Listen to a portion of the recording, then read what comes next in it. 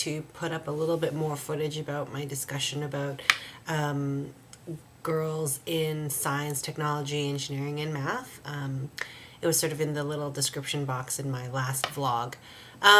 So I had edited a little chunk out and then was thinking of just posting that. But then I thought, why don't I just sort of record another vlog just to kind of get the rest of my thoughts sort of out there.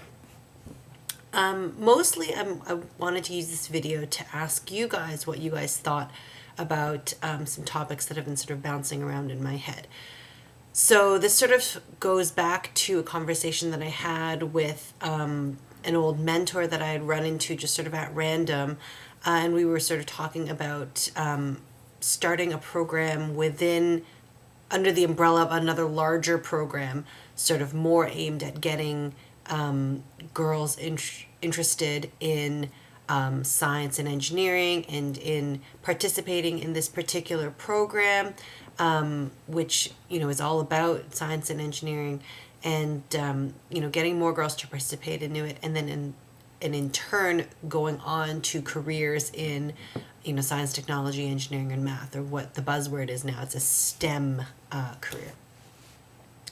So I've been doing sort of a little bit of thinking about it, and I have to say that I'm not totally sure how to go about this, because I am a woman who has gone into a STEM career, and I don't feel that there was anything particularly preventing me from doing so, or any roadblocks to it. I had always enjoyed math and science, and it just sort of seemed like a natural fit for me.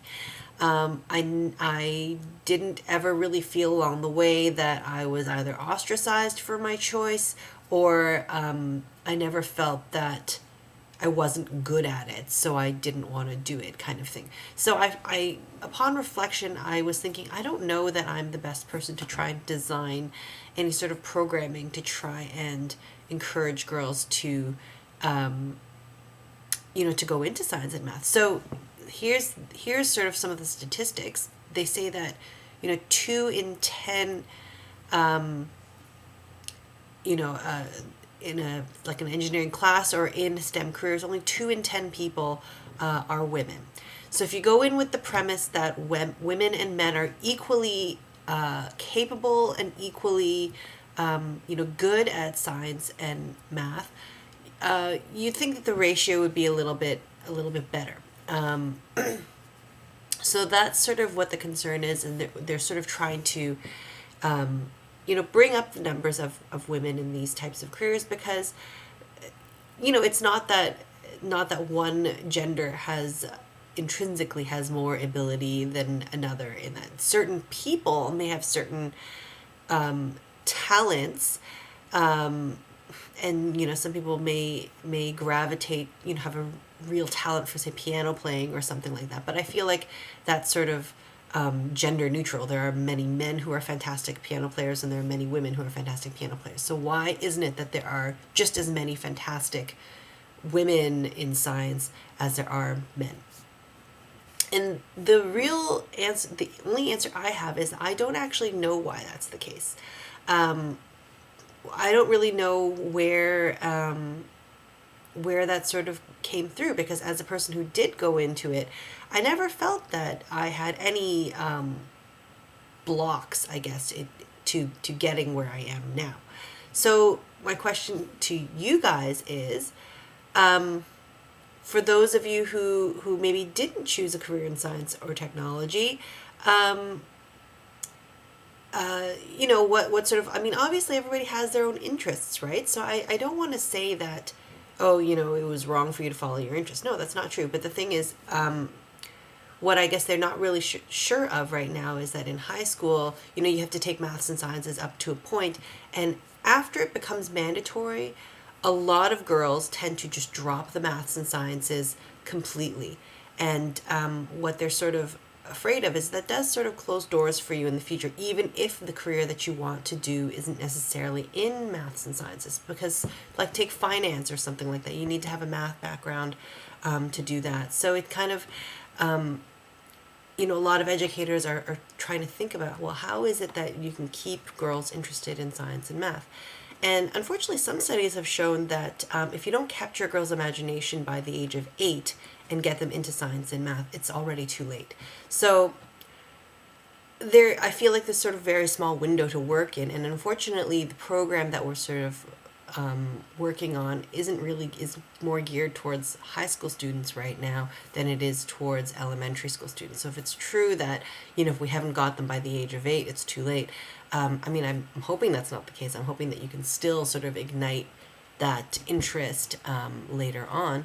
But I'm trying to understand sort of what is it that is sort of an impediment. Is it sort of lack of role models, lack of visible like women in positions where they're working in science and technology? Is it like is there a social stigma to it?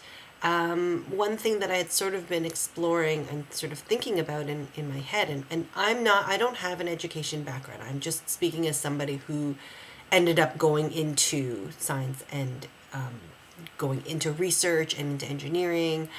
I guess one of the things that sort of struck me was that my social circle sort of moved with me through all these activities, right? So I never had a point where, say my best friend wasn't going to take chemistry with me, and then suddenly I felt compelled not to take chemistry so I could be with him or her. So do you think that sort of plays a very strong role sort of socially?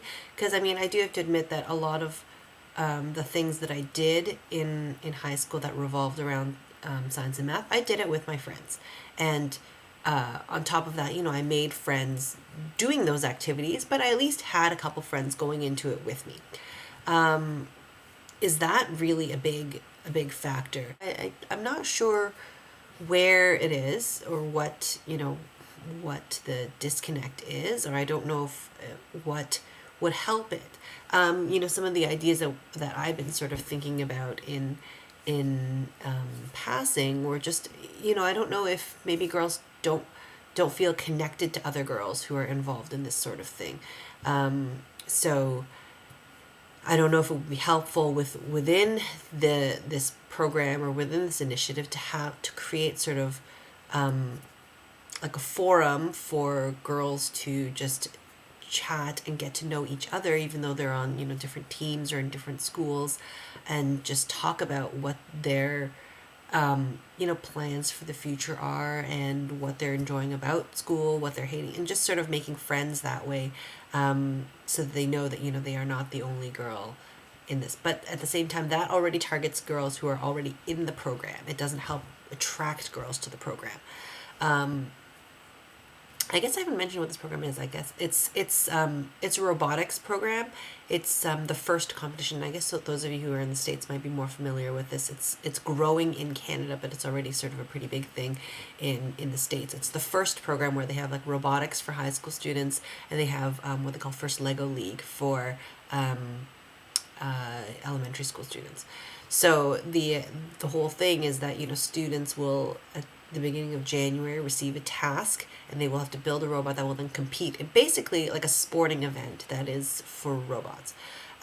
So it's really amazing, and the students who compete in this, they build amazing creations. I've been lucky enough to be a volunteer judge for this competition.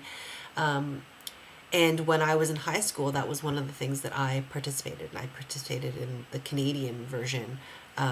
So on this side of the border, we had our, robotics competitions and stuff.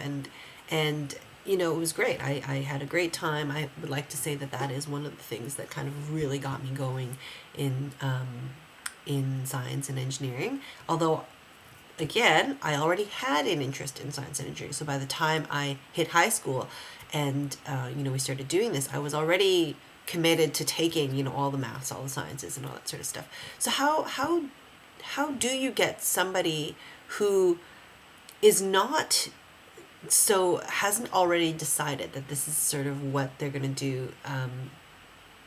How do you get somebody who's on the fence about taking, math, continuing in math and science, and getting them to stay in math and science. And this is sort of a big thing, and I don't really know. Like, I was thinking about, things that if it's sort of lack of role models, maybe we'll sort of start within the first organization and look at all the women who participate in, work in, and volunteer for first, because most of the time we all have an engineering or science or even science education background. And then maybe doing a series of, let's say, YouTube videos on like the women of first or something like that, and then get that started. And then maybe doing another series after that called like maybe girls first or something like that, and profiling girls on teams, and just sort of talking with them about it. And like getting these videos out there. So I don't know if that would even help to just say like, look, we're out there. You could be part of this like family too, right? This family of women who are working in science, engineering, and math. But at the same time, I feel like, the only people who are going to seek out videos like that are people who are already interested. So how do you, and I don't know that, so I don't know how a program geared at high school students could do that when they might have already sort of made up their mind that they believe that either they don't have any aptitude in it, or they think that they don't like it. I don't really know. I don't really know how that would work. What do you guys think? What do you guys think about that? I live in a very I grew up in a very urban area. I had parents who were, my dad's an engineer, my mom was a chemist. So, I come by a background where education and science and math was really, really important.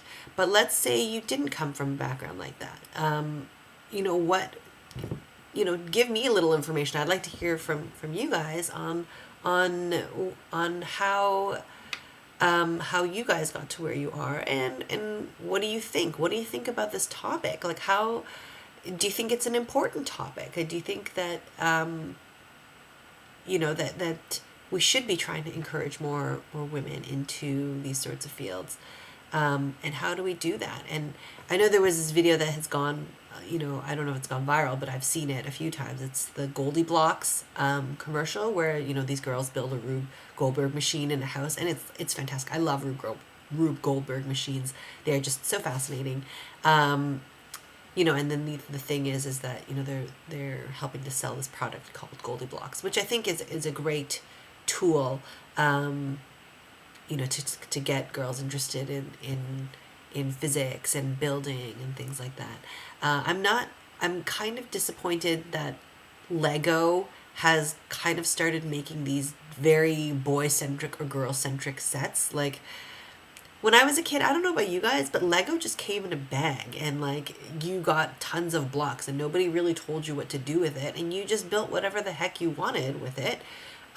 Whether you were a boy or girl, that came in gender neutral colors. It was like the red, blue, green, yellow, brown, gray, black, white. And you just built whatever you felt like out of it. Now, we recently went to the Lego store, and, there's Disney Princess Lego, and then there's Ninja Lego, and